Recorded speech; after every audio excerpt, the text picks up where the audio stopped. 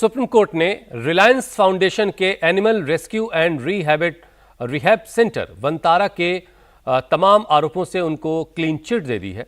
Court ने कहा कि जामनगर के Vantara wild life rescue and rehabilitation centre में जानवरों की खरीद बिक्री नियमों के मुताबिक हुई है। इस मामले में जो एसआईटी की जांच हुई उसकी रिपोर्ट में कोई भी गड़बड़ी नहीं पाई गई। कोर्ट ने यह भी कहा कि अब इस मामले को बार बार उठाने की इजाजत नहीं दी जाएगी।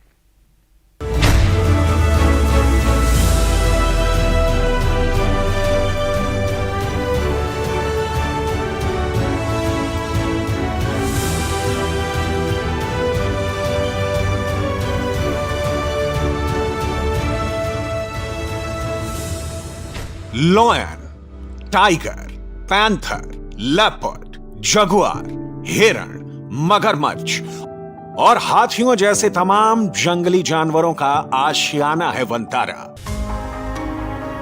करीब 3000 एकड़ में फैला वनतारा 2000 से ज्यादा प्रजातियों और 1.5 लाख से ज्यादा बचाए गए और लुप्त होते जानवरों का घर है।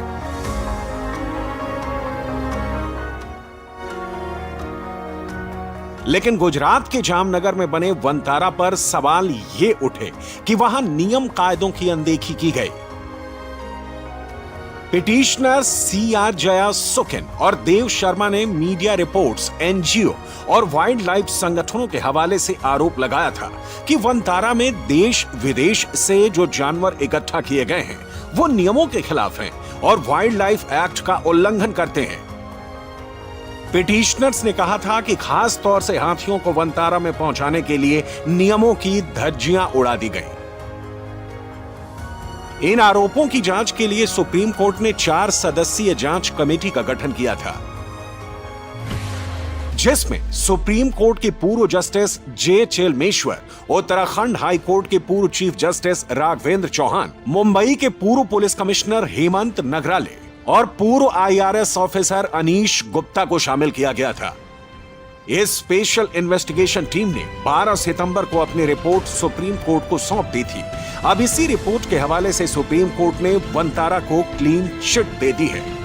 जस्टिस पंकज मित्तल और जस्टिस PB वराले की बेंच ने कहा कि वनतारा ने नियम कायदों के हिसाब से ही देश विदेश से जानवर लाए हैं और उनकी देखरेख का इंतजाम किया है। कोर्ट ने SIT की रिपोर्ट के कुछ हिस्से पढ़कर सुनाए।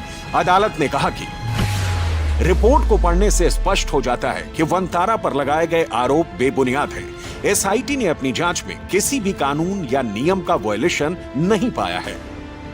SIT ने इस पहलू पर निष्पक्ष विशेषज्ञों की भी मदद ली। उन्होंने पाया कि वनतारा में उपलब्ध सुविधाएं कई मायनों में अंतर्राष्ट्रीय स्तर से भी बेहतर हैं।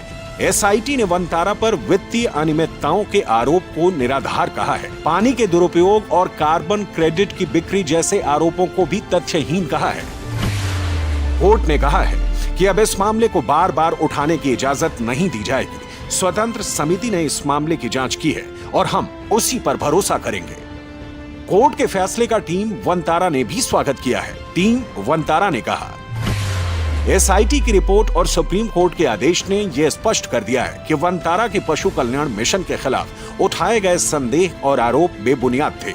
वनतारा हमेशा बेजुबानों के प्रति प्यार, करुणा और जिम्मेदारी का एहसास रखता है और यही सच भी है। वनतारा में जानवरों की सेवा, उनके कल्याण और उत्थान के लिए जो कुछ किया जा रहा है उसमें वाकई पूरी मानवता की भलाई समाहित है।